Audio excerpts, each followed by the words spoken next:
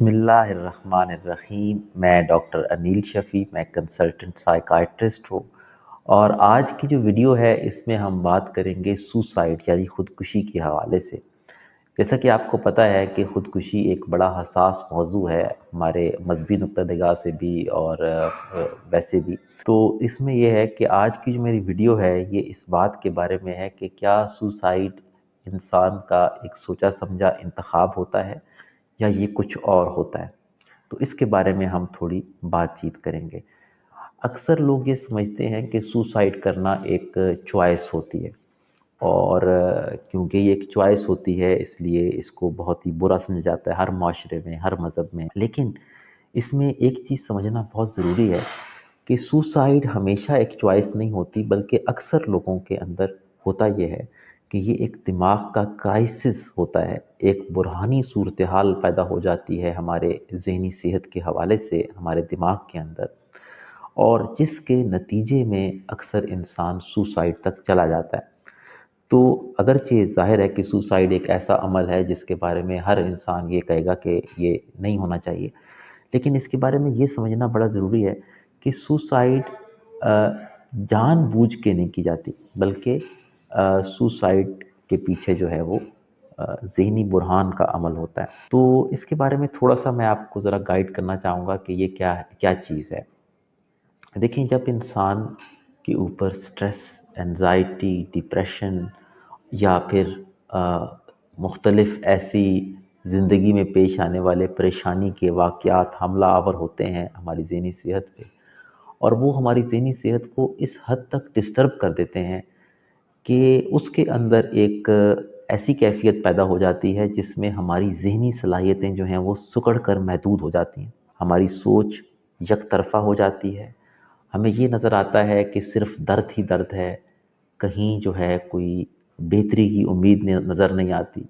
लगता है कि शायद हालात कभी बेहतर नहीं होंगे, मैं कभी बेहतर नहीं होऊँगा।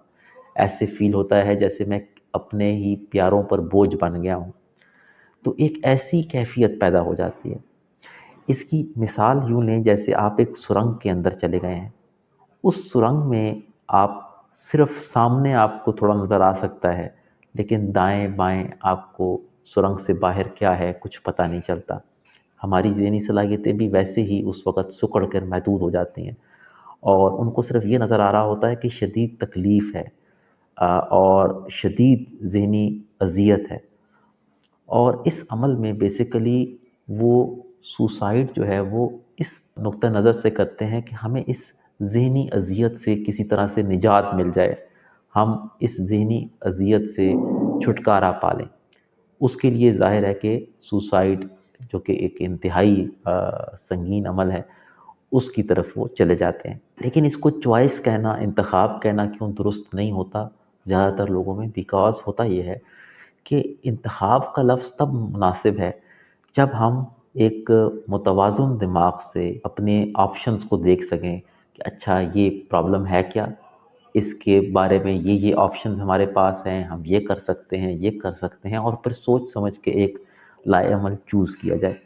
तो फिर तो हम चॉइस कह सकते सुसाइड को। लेकिन हो ये रहा है इसमें कि इसमें ज़हनी बुरहान की वजह से जो पैदा हो गया है, ज़हनी बुरहान या उस वक़्त का ज़हनी तूफ़ान एक तरह से पैदा हो गया है, जिसने हमारी सोचने समझने की सलाहियत को सुकेड़ कर रख दिया है। हम बिल्कुल एक डायरेक्शन में सोच रहे हैं, हमें सिर्फ़ दर्द, परेशानी, खौफ़, नाउम्मीदी, मायूसी नज़र आ रही है और उस वक़्त ये सोचें बिल्कुल हकीकत लगती हैं। तो ये कैफ़ियत पैदा होने की वजह से जो है वो इंसान सुसाइड की तरफ जाता है।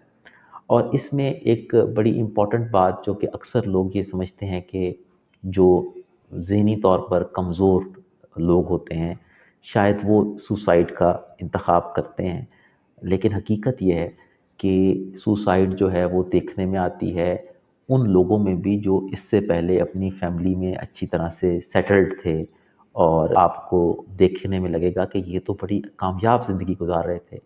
या आपको ये लगेगा, इवन ये भी एक लोगों के ज़हन में है कि जिन लोगों का खुदा पे मुकम्मल यकीन हो वो कभी सुसाइड की तरफ नहीं जा सकते। लेकिन हकीकत ये है कि जब ये ज़हनी अज़ियत और ये डिप्रेशन एक ख़ास हद से ज़्यादा बढ़ जाता है, تو یہ ایک اسپریچول انسان کی بھی جو اسپریچویلٹی ہے اس کو ایک طرح سے کھینچ لیتا ہے، اور انسان ایک ایسی بری کیفیت میں پھنس جاتا ہے کہ جس میں اکثر جو ہے وہ ایک سوچ سمجھ کے فیصلہ نہیں کر پاتا، اور اس حالت میں سوسائڈ کی طرف جانا جو ہے وہ جایا جا سکتا ہے۔ تو یہ بیسیکلی اس کیفیت میں ہوتا ہے، اسی لیے ہم دیکھتے ہیں اکثر پیرنٹس جو بچوں کے والدین ہیں وہ سوسائڈ کر رہے ہوتے ہیں، حالانکہ دیکھا جائے تو عملی طور پر ان کو یہ سوچنا، مطلب انسان سوچتا ہے نا کہ ان کے ذہن میں یہ سوچ آئے گی کہ ہمارے تو بچے ہیں، ان کا کیا ہوگا، لیکن ایسا نہیں ہو پاتا۔ اسی طرح سے ایک بندہ جس کے مذہب میں سوسائڈ ویسے حرام ہے، وہ بھی ایون سوسائڈ تک جا سکتا ہے، کیونکہ اس وقت وہ مایوسی اور نا امیدی جو دماغ کے اوپر چھائی ہوتی ہے وہ اتنی گہری ہوتی ہے کہ وہ آپ کے سوچنے سمجھنے کی صلاحیت کو بری طرح متاثر کر رہی ہوتی ہے۔ اب سوال یہ پیدا ہوتا ہے کہ اس صورتحال میں کیا چیزیں کرنی چاہیے اور کیا چیزیں نہیں کرنی چاہیے۔ تو سب سے پہلی بات جو کہ خوش آئند ہے وہ یہ ہے کہ زیادہ تر لوگوں میں یہ جو سٹیٹ ہوتی ہے جس میں ان کا دل کرتا ہے شدت سے کہ ہم جو ہے اپنے آپ کو ختم کر لیں اپنے درد کو سے نجات پانے کے لیے، یہ عارضی ہوتی ہے۔ یعنی زیادہ تر لوگ جب وہ اس سٹیج سے گزر جاتے ہیں اور وہ سوسائڈ نہیں کرتے تو بعد میں انہیں خوشی ہوتی ہے کہ ہم بچ گئے، اور ان کو یہ ہوتا ہے کہ کتنا برا ہوتا کہ اگر میں اس طرف چلا جاتا۔ یہ چیز عارضی ہے، تو یہ خوش آئند بات ہے، لیکن اس وقت کیا ضرورت ہے؟ اکثر لوگ ایسے موقعوں پہ، اکثر فیملیز کیا کرتی ہیں، وہ یا تو مریض کو ڈرانے کی کوشش کرتی ہیں کہ دیکھو اگر تم حرام موت مرو گے تو جہنم میں جاؤ گے، یا ان کو یہ خوف دلاتی ہیں کہ دیکھو تمہارے پیچھے تمہارے بچوں کا کیا ہوگا، یا ان کو اپنے جذبات کا اظہار کرتی ہیں کہ دیکھو ہم تم سے کتنا پیار کرتے ہیں اور تم کیسی یہ مرنے کی باتیں کر رہے ہو۔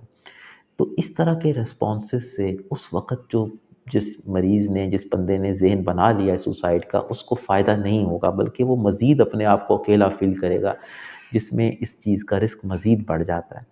اس میں جو چیز آپ کو ہیلپ دے سکتی ہے وہ کیا ہے کہ اگر آپ کو پتہ چلتا ہے، کوئی بندہ ذکر کرتا ہے کہ میں اس طرح سے کچھ کرنے کا ارادہ رکھتا ہوں، یا آپ کو کوئی اشارہ ملتا ہے، تو آپ اس پر کوئی الزام نہ لگائیں، اس پہ کوئی غصہ نہ کریں، بلکہ اس کو زیادہ ٹائم دیں، اس کی باتوں کو سنیں اور سمجھیں، بجائے اس کو لیکچر دینے کے کہ ایسا نہ کرو، یہ حرام ہے، یہ ایسے ہے۔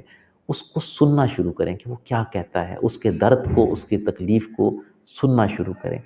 اکثر یہ ہوتا ہے کہ جب آپ ایسے پیشنٹ کے ساتھ بیٹھتے ہیں، اس کی باتوں کو سننا شروع کرتے ہیں اور اس کو ٹائم دیتے ہیں، تو فائدہ یہ ہوتا ہے کہ وہ فیل کرتا ہے کہ میں اکیلا نہیں ہوں۔ تو اس سے پھر جو نیکسٹ سٹیپ ہے کہ اس وقت اس کی اپنی سوچ تو بالکل نیرو ہو چکی ہے اور تاریک اس کو نظر آ رہا ہے سارا کچھ، لیکن جب اس کو یہ نظر آتا ہے کہ ہاں آس پاس میرے ایسے لوگ موجود ہیں جو میری حالت کو سمجھ پا رہے ہیں، تو پھر اس میں یہ چانس بڑھ جاتا ہے کہ وہ مدد لینے کی طرف آئے۔